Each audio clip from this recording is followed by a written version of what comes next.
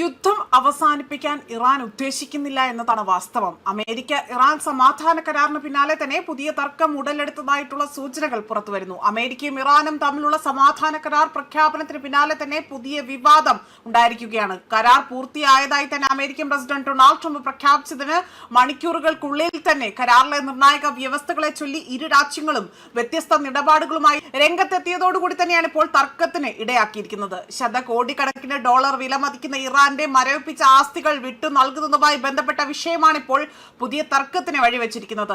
അന്തിമ കരാറിന്റെ കരടിൽ ഈ ഒരു വിഷയം അവിടെ ഉൾപ്പെടുത്തിയിട്ടുണ്ട് എന്നും അമേരിക്ക സാമ്പത്തിക ഇളവുകൾ നൽകാൻ തയ്യാറായിട്ടുണ്ട് എന്നതാണ് ഇറാൻ അവകാശപ്പെടുന്നതും. ആണവ പദ്ധതിയുമായി ബന്ധപ്പെട്ട നിയന്ത്രണങ്ങൾ, ലോക എണ്ണ വ്യാപാരത്തിന്റെ നിർണായക കേന്ദ്രമായ ഹോർമൂസ് കടലിടുക്കിലെ ഉപരോധം നീക്കൽ, ഇറാനിയൻ എണ്ണ കയറ്റുമതിക്ക് അമേരിക്ക നൽകുന്ന ഇളവുകൾ എന്നിവയും കരാറിന്റെ ഭാഗമാണ് എന്നതും ഒരു മുതിർന്ന ഇറാനിയൻ ഉദ്യോഗസ്ഥൻ ഇവിടെ വാർത്താ ഏജൻസികളോട് റിപ്പോർട്ട് ചെയ്തിരിക്കുന്നത്.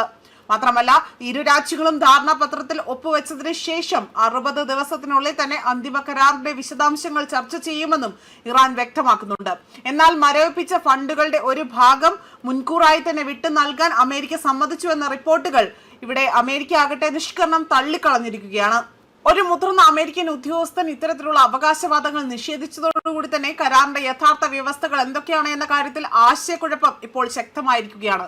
ഇറാനിയൻ മാധ്യമങ്ങളും അമേരിക്ക കേന്ദ്രീകരിച്ചുകൊണ്ട് തന്നെ പ്രവർത്തിക്കുന്ന മാധ്യമ പ്രവർത്തകരും ഇതിൽ വ്യത്യസ്ത കണക്കുകളും വ്യത്യസ്ത രീതിയിലുള്ള കാര്യങ്ങളാണ് പുറത്തുവിട്ടിരിക്കുന്നത് എന്നതാണ് ഈ വിവാദത്തിന് ആക്കം കൂട്ടിയിരിക്കുന്നത്. സമാധാന കരാറിലൂടെ തന്നെ മധ്യപൂർവേഷ്യയിൽ പുതിയ രാഷ്ട്രീയ സാഹചര്യം രൂപപ്പെടുമെന്ന പ്രതീക്ഷ ഈ സാഹചര്യത്തിൽ പുതിയ തർക്കത്തിന് ഉടലെടുത്തതോടുകൂടി തന്നെ അവിടെ ആ പ്രതീക്ഷ അണയുകയാണ് ഉണ്ടായിരിക്കുന്നത്. കരാറിന്റെ പ്രഖ്യാപനത്തിൽ ഇരു രാജ്യങ്ങളും തമ്മിലുള്ള അഭിപ്രായ വ്യത്യാസം പരിഹരിക്കപ്പെടുമോ എന്നതാണ് ഇപ്പോൾ എല്ലാവരും ഉറ്റുനോക്കുന്നത്. അതേസമയം വാർത്താ ഏജൻസിയായ റോയിറ്റേഴ്സിനെ ഉദ്ധരിച്ചുകൊണ്ടാണ് ഇപ്പോൾ മുതിർന്ന ഇറാനിയൻ ഉദ്യോഗസ്ഥന്റെ അഭിപ്രായം പങ്കുവച്ചിരിക്കുന്നത്. അദ്ദേഹത്തിന്റെ അഭിപ്രായത്തിൽ മെമ്മോറാണ്ടത്തിലെ ഒരു കരട് പ്രകാരം ഇറാന്റെ മരവിപ്പിച്ച ആസ്തികളിൽ നിന്ന് $25 ബില്യൺ അമേരിക്ക വിട്ടുകൊടുക്കുമെന്ന് പറയുന്നു.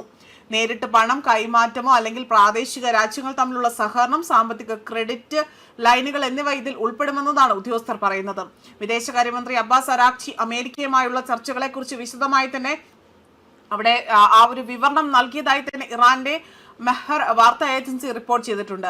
റിപ്പോർട്ട് പ്രകാരം 14 ഇന ധാരണാപത്രത്തിൽ ഒപ്പുവെച്ചതിൽ ഇറാന്റെ മരവിപ്പിച്ച സാമ്പത്തിക ആസ്തികൾ വിട്ടയക്കുമെന്നും അരാഗ്ചി വ്യക്തമാക്കുകയാണ്. അതേപോലെ തന്നെ അമേരിക്കയുടെ നാവിക ഉപരോധം നീക്കുന്നതാണ് ആ ഒരു രേഖയിലെ ആദ്യ നിബന്ധനയെന്നും ഇറാന്റെ ആണവ പദ്ധതി ചർച്ചയിലൂടെ തന്നെ 2ാം ഘട്ടത്തിലേക്ക് മാറ്റിവെച്ചതായി തന്നെ ഇവിടെ വ്യക്തമാക്കുകയാണ് ചെയ്തിരിക്കുന്നത്. ന്യൂസ് ഡെസ്ക് കർമ്മ ന്യൂസ്.